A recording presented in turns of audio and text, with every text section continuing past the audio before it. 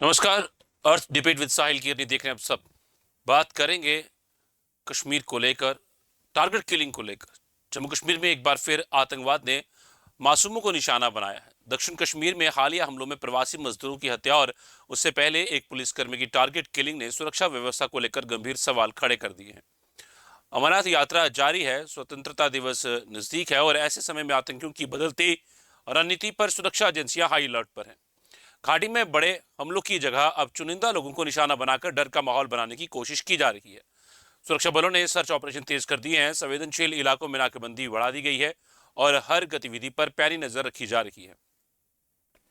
वहीं इस पूरे घटनाक्रम पर राजनीतिक बयानबाजी भी तेज हो गई है। एक पक्ष पाकिस्तान और उसके आतंकी नेटवर्क को जिम्मेदार ठहरा रहा है, तो दूसरा पक्ष सुरक्षा व्यवस्था में कमियों पर सवाल उठा रहा है। आखिर क्या आतंकवाद की रणनीति बदल गई है? क्या टारगेट किलिंग के जरिए घाटी के सामान्य होते माहौल को फिर से अस्थिर करने की कोशिश हो रही है? और सबसे बड़ा सवाल, आम नागरिकों, प्रवासी मजदूरों और पर्यटकों की सुरक्षा कैसे सुनिश्चित होगी? इन्हीं सवालों पर आज हम चर्चा करेंगे। तीन खास मेहमान हमारे साथ जुड़ चुके हैं और उनसे हम इस चर्चा को आगे बढ़ाएंगे और समझने की कोशिश करेंगे क्या हालात अब बनते हुए नजर आ रहे हैं। तीन खास मेहमान हमारे साथ। दीपांशु भट्ट है हमारे साथ बीजेपी से। सर धन्यवाद, शुक्रिया समय देने के लिए। और उनके साथ मौजूद है राजेश राव कांग्रेस से। सर धन्यवाद, शुक्रिया समय देने के लिए। और उनके साथ हमारे साथ मौजूद defence expert brigadier doctor Vijay सागर धीमान। सर धन्यवाद, शुक्रिया समय देने के लिए, हमारे साथ जुड़ने के लिए, अपना कीमती समय साझा करने के लिए। तो शुरुआत जो मैं करूंगा वो करूंगा ब्रिगेडियर सर से। सर किस तरह देखते हैं आप, क्या अब आतंकियों का मकसद बड़े हमलों से ज्यादा छोटे लेकिन मनोवैज्ञानिक असर वाले टारगेट किलिंग ऑपरेशन करना है? और 2019 से लेकर 2026 तक हमने अब तक बहुत सी ऐसी टारगेट किलिंग देखी है। देखिए, आपने बिल्कुल सही कहा। ये जो उनका लक्ष्य लक्ष्य है वो यही है। 2019 के बाद जो भी सिक्योरिटी फोर्सेस का जो काम हुआ है वो एक बहुत ही इंटीग्रेटेड तरीके से हुआ है और यूनिफाइड हेडक्वार्टर्स का फंक्शनिंग की वजह से हुआ है। और इसकी कमान चूंकि एमएचए के पास है तो अकाउंटेबिलिटी मांगी जाती है और हर चीज को मॉनिटर किया जाता है, जो कि पहले नहीं था। तो अभी क्या है कि इस वक्त सुरक्षा कर्मियों का जो घेरा है वो इतना टाइट है, चाहे वो रीजन उसका अमरनाथ यात्रा हो या 5 अगस्त जो आने वाला है या 15 अगस्त आने वाला है, कि इनके लिए, आतंकवादियों के लिए इस वक्त कोई जगह बची नहीं है। जो आईएसआई और पाकिस्तान है, जो इनके हैंडलर्स हैं, वो इस वक्त फ्रस्ट्रेटेड हैं। और दूसरा कारण ये है कि जो उनकी अपने की देश के अंदर की जो सिचुएशन है, स्पेशली पीओजेके के अंदर, इवन ह्यूमन राइट्स बॉडीज जो है यूएन की हैं, चाहे वो एमनेस्टी इंटरनेशनल है या पाकिस्तान की अपनी ह्यूमन राइट्स बॉडी है, वो सब उनको घेर के खड़ी हुई हैं।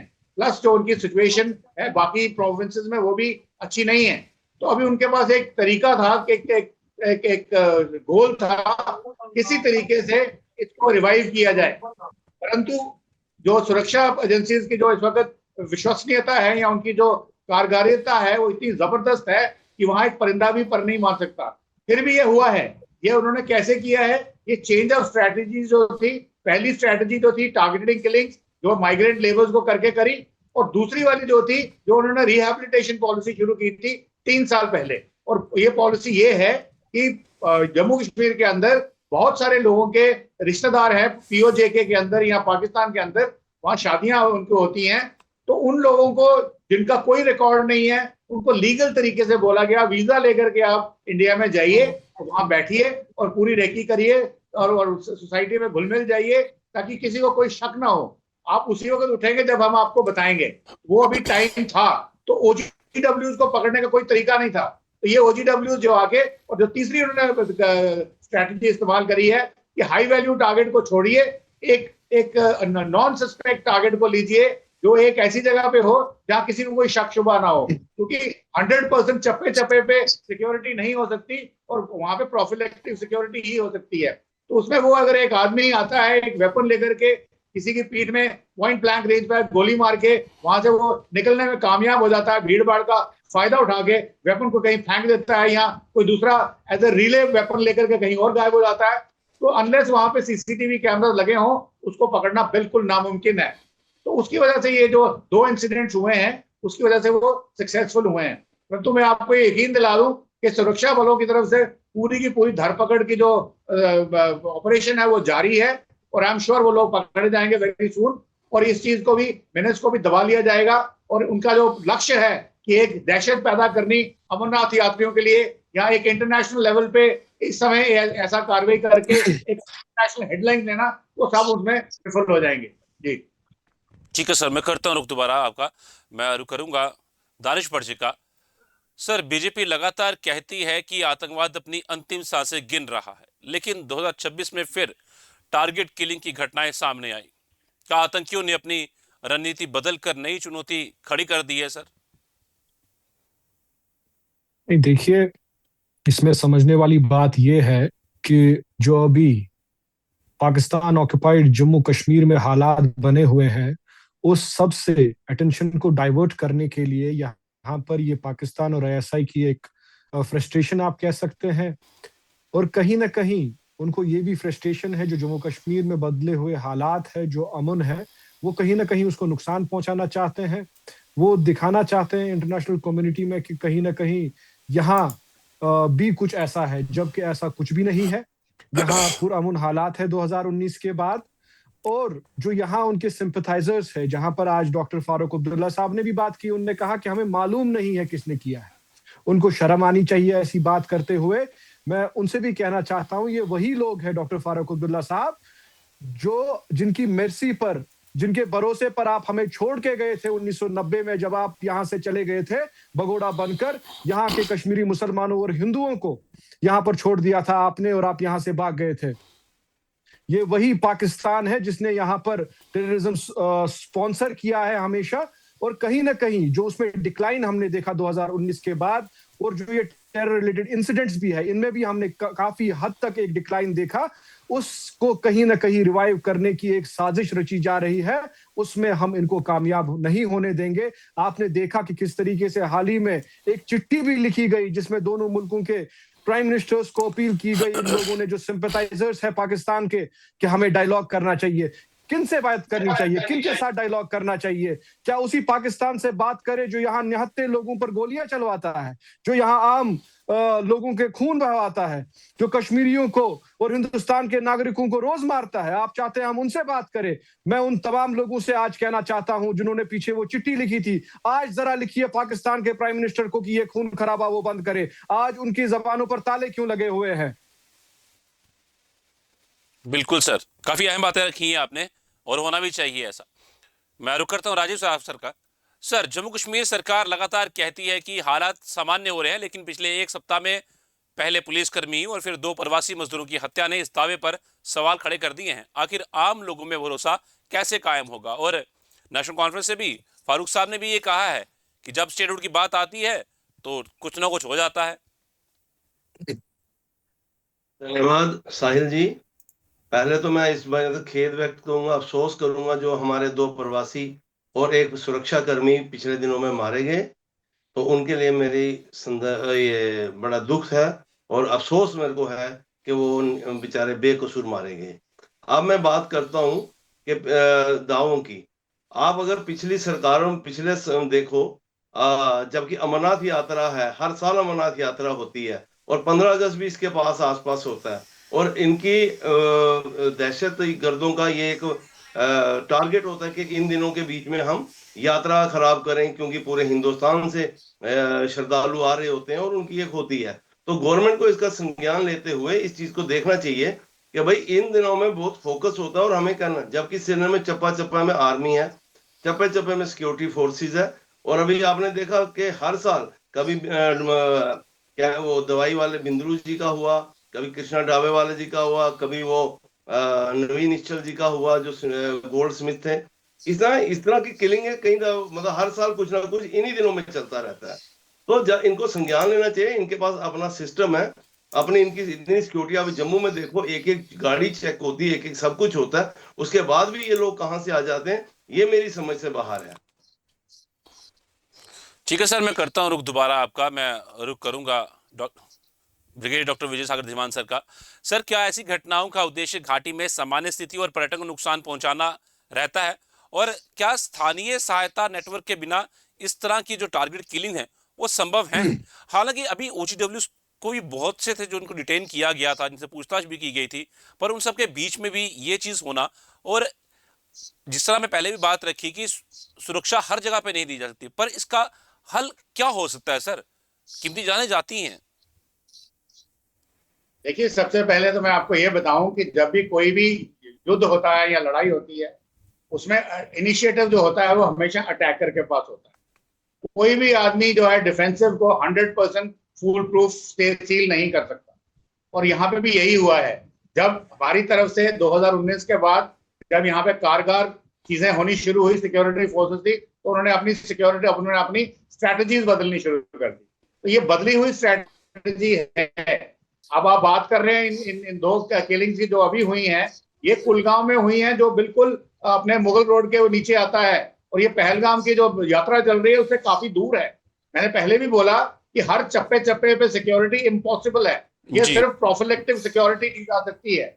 और वहां पे जहां पे भी जो छोटी छोटी जगहें हैं, जैसे अभी जहां पे 2 केसेस हुए हैं, वहां पे आप कुछ ना कुछ कर सकते हैं, क्योंकि आपने रिहेबिलिटेशन पॉलिसी यूज की है। आपके OGWs वहां प्रेजेंट हैं जो बिल्कुल पहचाने नहीं जा सकते, बिकॉज वो लीगल तरीके से आए हुए हैं, और यहाँ वो ऐसे लोग हैं जिनका कोई रिकॉर्ड नहीं है। अब इनको पकड़ने का क्या तरीका है?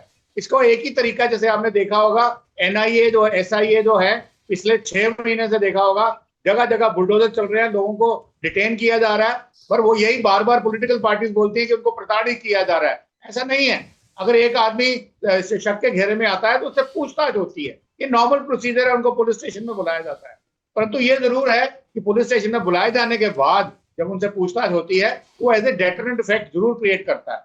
तो अभी जितनी भी चैनल्स हैं, चाहे वो लीगल तरीके से लोग आए हुए हैं, या हवाला की चैनल्स हैं, या लीगल मनी ट्रांसफर है, सबके ऊपर निगाह रखी जा रही है और उनको निप करने की कोशिश की जा रही है।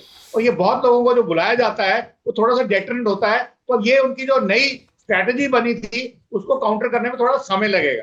परंतु एक बात क्लियर है कि जो आपके टारगेट्स हैं, हाई वैल्यू टारगेट्स, जो आपके अमरनाथ यात्रा के टारगेट्स हैं, या 5 अगस्त को जो होना है या 15 अगस्त को जो होना है, वो 100% सेफ रहेंगे, इसमें कोई शक नहीं है। परंतु हाँ, दूर दराज कहीं पे वो कोई एक्शन कर लें तो वो अपनी बदली हुई स्ट्रैटेजी की वजह से कर सकते हैं, वो पॉसिबल है। परंतु आपके जो हाई वैल्यू टारगेट्स हैं, या मोरल ऑफ आपके सिटीजन का बात बनता है, वो नहीं होगा। और अब इसमें ये है कि हमें इनको काउंटर करने के लिए एक ही चीज चाहिए, वो है ह्यूमन इंटेलिजेंस। ह्यूमन इंटेलिजेंस आपको तब मिलेगी अगर हर देश का हर शहरी अपने आप को समझेगा as a soldier in this war against terror. Security forces का जो काम था 90% तक पहुंचना, वो हो चुका। इसके बाद it has to be a participation from every citizen of the country, चाहे वो जम्मू कश्मीर का है या रेस्ट ऑफ इंडिया है। तो वो तभी होगा अगर गवर्नमेंट कोई मैकेनिज्म बनाए कि कोई अगर आदमी या कोई शहरी किसी भी सस्पिशियस एक्टिविटी को देखता है, वो गवर्नमेंट को, सिक्योरिटी फोर्सेस को रिपोर्ट कैसे करे। वो मैकेनिज्म मुझे लगता है अभी तक बना नहीं है। जिस दिन वो बन जाएगा और सब लोग ये सोचेंगे कि भाई हम भी इस वॉर ऑन टेरर में सोल्जर हैं, क्योंकि अभी अगर कहीं बॉम्ब ब्लास्ट होता है तो फीलिंग यही होती है कि ठीक है, वो मर गया, हम सेफ हैं।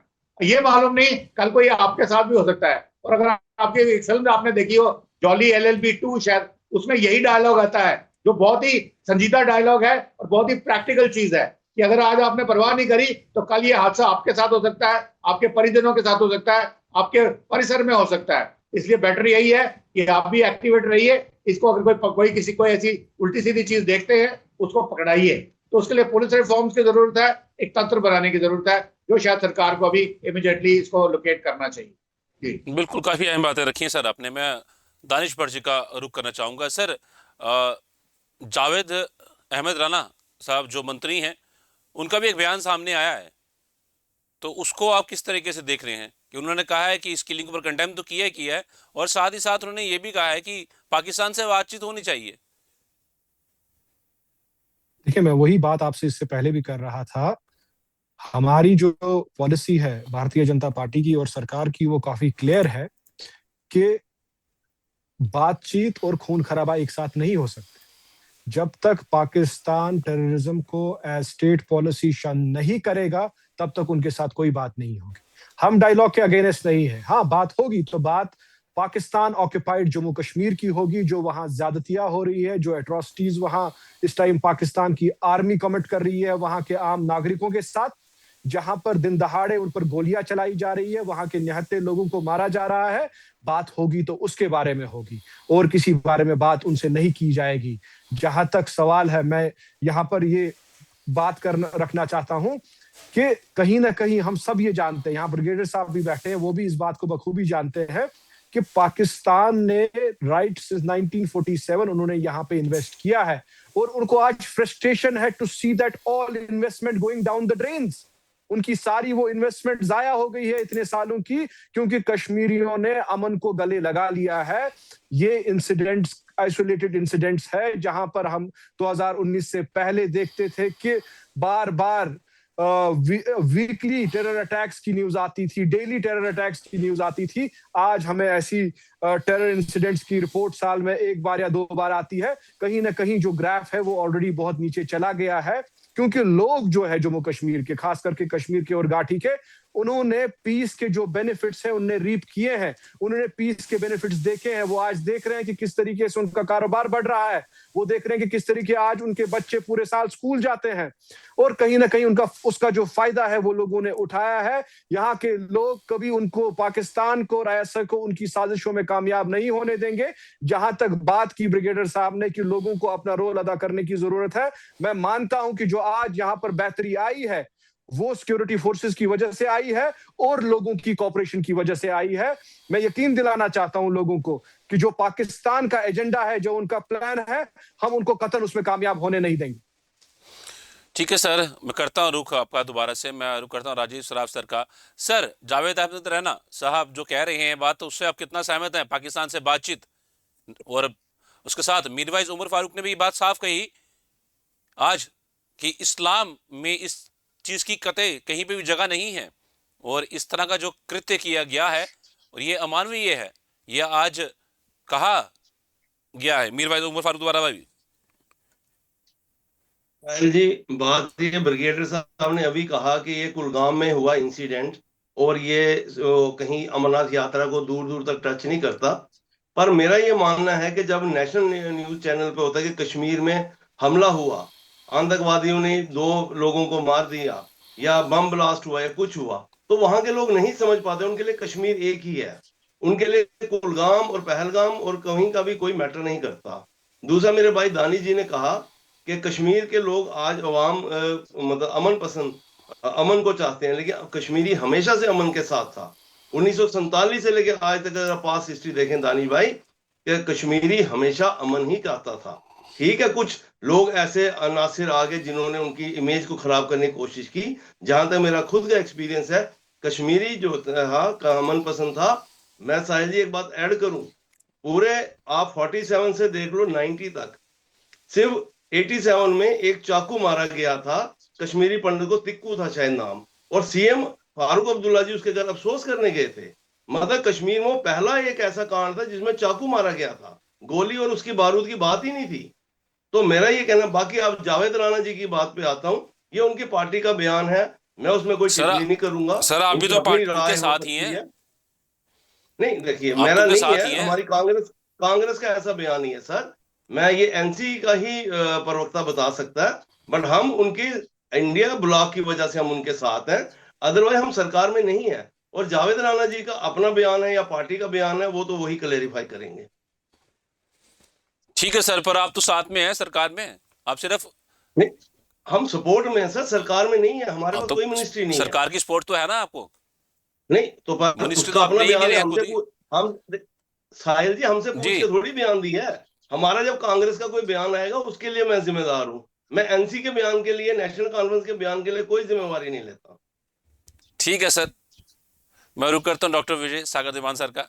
ब्रिगेडियर सर, एक पॉइंट जी दानिश जी, यहाँ पर राजीव जी ने कहा कि people have always been peaceful. मैंने कभी उसको डिनाई नहीं किया है। I have said that people have embraced piece.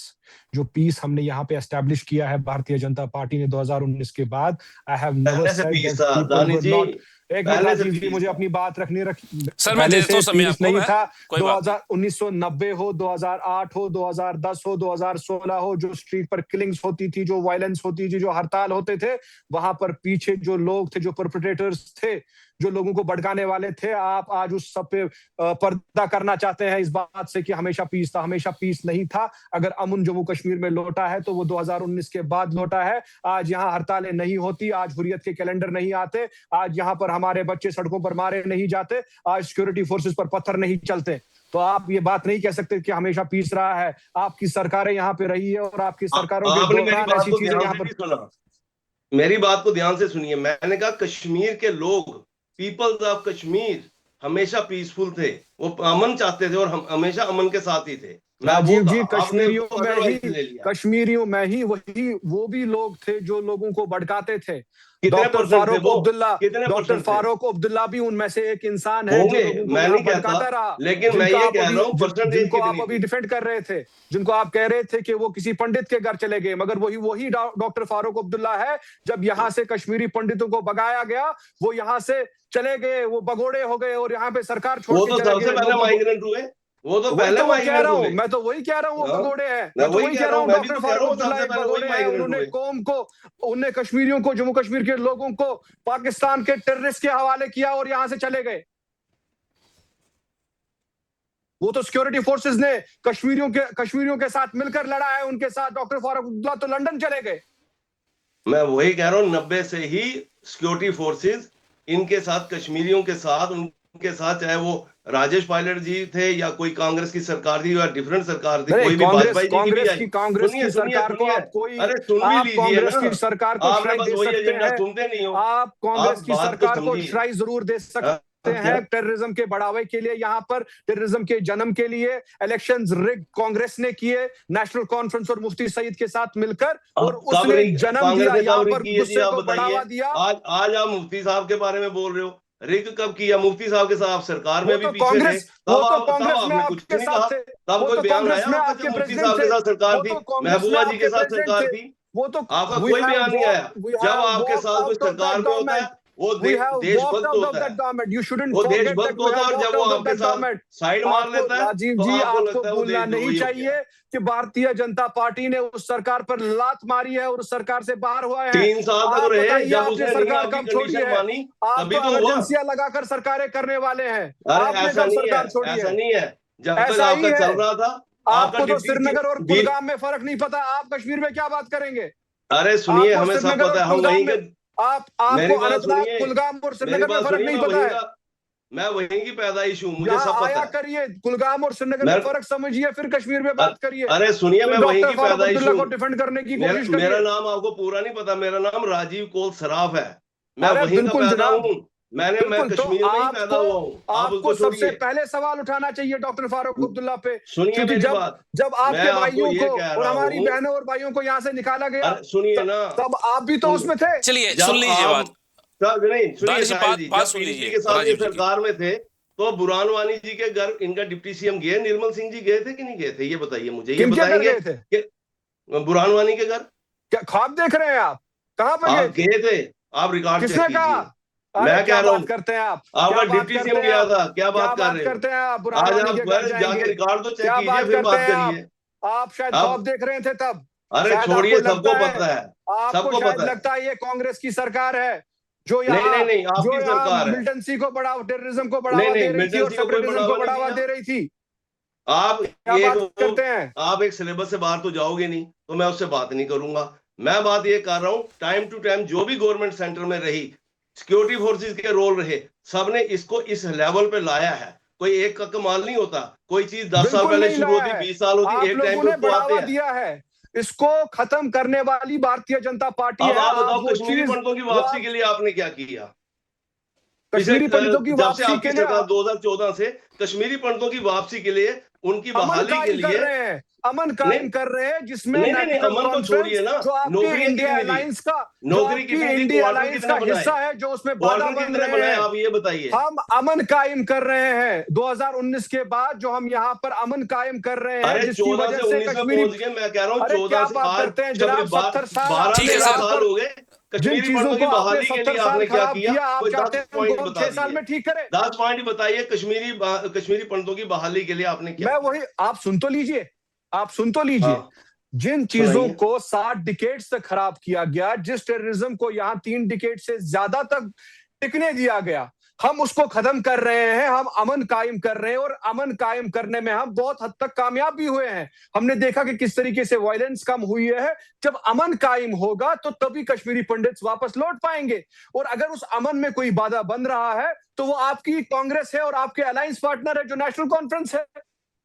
मैं वही आपको कह तो रहा हूँ, बाधा तो आपको आज भी 12 आप साल लोग से हैं। ऊपर हो गए, 12 साल से ऊपर, अभी तक आप ना कश्मीरी पंडितों को अरे ले अभी सके, तो हम ना आप उनकी ही की बहाली कर मेस जो सके, है, ना जो उनकी ठीक है आपका सर। सिक्योरिटी फैलाया दे हुआ सके। जो आपका फैलाया हुआ रायता है वही तो वो समेट रहे अब हैं, आप आपको और 50 साल वही दे तो दें हम। समेट रहे हैं। आप तो 100 दिन मांग रहे थे, आपके आपने तो प्रधानमंत्री तो 70 100 साल दिन मांग रहे थे आपने तो कि 100 70 दिन साल हमें ये रायता दीजिए, फैलाया उसके है। बाद ये करो। 100 आपने दिन तो हो ठीक है गए, सर। हमें 100 आपने दिन तो चाहिए। 70 साल ये सर रायता शांति फैलाया सर। है।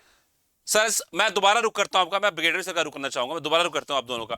ब्रिगेडियर सर, अगर यही पैटर्न जारी रहता है तो आने वाले समय में सुरक्षा एजेंसियों के सामने सबसे बड़ी चुनौती क्या हो सकती है आपके ख्याल में? मैंने आपको बताया इस वक्त सबसे बड़ी चुनौती है ह्यूमन इंटेलिजेंस। आप कोई भी साइबर की वो बात करें या कोई स्ट्रेटजी की बात करें, वो नई नई आती रहेगी। अगर ह्यूमन इंटेलिजेंस पक्की मिल जाए, देयर इज नो क्वेश्चन कि यहाँ पे जो आतंकवाद है वो फैल सकता है या रुक सकता है। और ह्यूमन इंटेलिजेंस लेने का तरीका यही है कि जो हर शहरी, हर सिटीजन अपने आप को इसमें सोल्जर समझे against the war on terror, और वो हर उस सस्पिशियस चीज को रिपोर्ट करे टू द सिक्योरिटी फोर्सेस, ताकि वो उसके ऊपर एक्ट कर सकें और इसको जड़ से मिटा दें। देखिए, अगर कोई लोकल सपोर्ट अगर होगी तो ही आईएसआई का कोई बंदा जो चाहे बाहर से आया या अंदर से खड़ा किया गया किसी भी रीजन के साथ, अंदर के भी लोग गरीब हैं, पैसे का लालच हो सकता है, डर हो सकता है, गोली का डर हो सकता है, या कोई रिलीजियस रेडिकलाइजेशन हो सकती है जो अभी बिल्कुल कम है। क्योंकि मैं काफी घूमता रहता हूँ, यूथ से मिलता रहता हूँ, दूर दराज के एरियाज में जाता हूँ, तो आज के जो यूथ है वो कहते हैं सर हमें पता है, हमारे पास इंटरनेट है, हमारे पास टेलीविजन है, हम देखते हैं भारत की तरक्की क्या हो रही है, ट्रेन पूरी पहुंचने वाली है, हम लोग इंडिया की जो प्रॉस्पेरिटी है उसमें कैसे इंटीग्रेट कर सकते हैं। और पाकिस्तान की जो रिलीजियस रेडिकलाइजेशन की जो गेम है वो हमें समझ आ चुकी है। परंतु अभी ये शुरू हुआ है कि अभी इसको आस्ता आस्ता रास्ता पकड़ेगा। प्लस गवर्नमेंट को बताना पड़ेगा कि क्या एक इंस्टीट्यूशनलाइज्ड मेजर है जिसमें कोई भी सिटीजन आपको इन्फॉर्म कर सकता है टेररिस्ट के बारे में। पुलिस की रिफॉर्म्स हैं, बीट कांस्टेबल का जो कॉन्सेप्ट होता है वर्ल्ड ओवर, इवन हमारे पुलिस मैनुअल में भी है, हालांकि हमारा पुलिस मैनुअल 1850 या 1834 का है, उसकी रिवीजन चाहिए। अगर आप अपने ये जो छोटे मोटे आईएएस अफसरों को पुलिस का एस्कॉर्ट देते हैं, इसलिए क्या जरूरत है? एसएचओ से बात करेंगे, जब मैंने पूछा एसएचओ किसी भी एसएचओ से, भाई देखो आप बीट कांस्टेबल का कॉन्सेप्ट क्यों नहीं करते, ये आपकी ड्यूटी है। वो कहते हैं सर हमारे पास स्ट्रेंथ कहाँ है। मैं कहाँ गई आपकी स्ट्रेंथ? आपकी जो पोस्टेड स्ट्रेंथ है वो इतनी है। कहते हैं वो सारे लोग तो गए हुए हैं स्कॉट ड्यूटीज में। वो किस लिए गए हैं स्कॉट ड्यूटीज में, मुझे समझ में नहीं आई। अगर कोई बड़ा ऑफिसर है, चीफ सेक्रेटरी है, चीफ मिनिस्टर है, तो समझ में आती है सिक्योरिटी। पर हर किसी छोटे मोटे कैप्टन लेवल के आप आईएएस ऑफिसर को आपने सिक्योरिटी किस लिए दे रखी है? तो किस लिए डेनिग्रेट कर रहे हो? तो ये सब रिफॉर्म्स चाहिए अगर आतंकवाद को अपने जड़ से मिटाना है, और उसके लिए गवर्नमेंट को इस वक्त काफी इनिशिएटिव उठाने की जरूरत है, और ह्यूमन इंटेलिजेंस को स्ट्रेंथन करने के लिए बहुत सारे मेजर्स लेने की जरूरत है। ठीक है, मैं रुक करता हूं।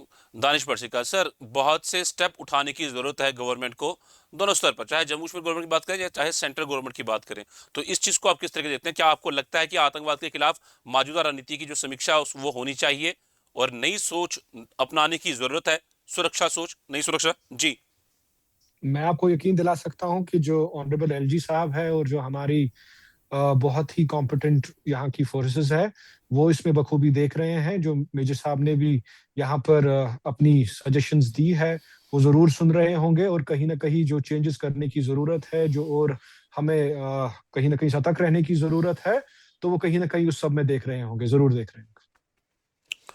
राजेश सराफ जी, क्या सरकार के पास प्रवासी मजदूरों, अल्पसंख्यकों, संवेदनशील क्षेत्रों में काम करने वाले कर्मचारियों के लिए कोई विशेष सुरक्षा और सहायता योजना है? इसको आप किस तरीके से देखते हैं? देखिए साहिल जी, सरकार का काम है हर लोगों को, हर एक को सुरक्षा मुहैया कराना। वो सुरक्षित रहें, बाहर से काम के लिए आ रहे हैं, उनका कोई इंटरेस्ट तो है नहीं, मजदूरी कर रहे हैं, अपने परिवार पालने के लिए आ रहे हैं। मेरे को जो पिछले कुछ सालों से महसूस हो रहा है, ये जो प्रेजेंट सरकार है, इन्होंने लोकल जो कॉन्फिडेंस, जो लोकल आपका नेक्सस कह लो, कॉन्फिडेंस कह लो, इन्फॉर्मर कह लो या वेलविशर कह लो, इस तरह के लोगों के साथ एक गैप इनका काफी, मैं पीछे गया हुआ था, और काफी एक गैप इनका इसमें है। तो इनको दोबारा इन लोगों से, चाहे वो वो छोटी लेवल पे हो, सरपंच हो या वो डीडीसी हो, बीडीसी हो, या व्हाट्सो एवर किसी तरह हो, या अपने उनके साथ एक नेक्सस या उनके साथ कॉन्फिडेंस लेवल मेजर करना चाहिए, उनके साथ एक बनाना चाहिए, ताकि वो हमें वक्तन व वक्तन इंफॉर्मेशन देते रहें, ताकि वो अपने लोगों को भी सुरक्षित रखें और सरकार का भी साथ दें। ठीक है सर, आप तीनों का धन्यवाद, शुक्रिया समय देने के लिए, हमारे साथ जुड़ने के लिए। दानिश भट्ट आपका धन्यवाद, शुक्रिया समय देने के लिए। राजीव सराफ सर आपका धन्यवाद, शुक्रिया समय देने के लिए। और ब्रिगेडियर डॉक्टर विजय सागर धीमान सर आपका भी धन्यवाद, शुक्रिया समय देने के लिए। और आतंकवाद का मकसद सिर्फ जान लेना नहीं, बल्कि डर पैदा करना और सामान्य जीवन को बाधित करना होता है। ऐसे समय में सबसे बड़ी जिम्मेदारी सुरक्षा एजेंसियों की है, लेकिन उतनी ही जिम्मेदारी राजनीतिक दलों की भी है और आम जनता की भी है कि राष्ट्रीय सुरक्षा जैसे संवेदनशील मुद्दे पर संयम और एकजुटता का संदेश दें। आतंक के खिलाफ लड़ाई केवल बंदूक से नहीं, बल्कि मजबूत खुफिया तंत्र, जन सहयोग और राष्ट्रीय एकता से भी जीती जाती है। उम्मीद यही है कि दोषियों को जल्द न्याय के कटघरे पर तक पहुंचाया जाएगा और जम्मू कश्मीर में शांति और विश्वास का माहौल और मजबूत होगा। अर्थ डिबेट विद साहिल के में इतना ही। भारत न्यूज में खबरों का सिलसिला चलता रहेगा। मुझे दीजिए इजाजत, नमस्कार।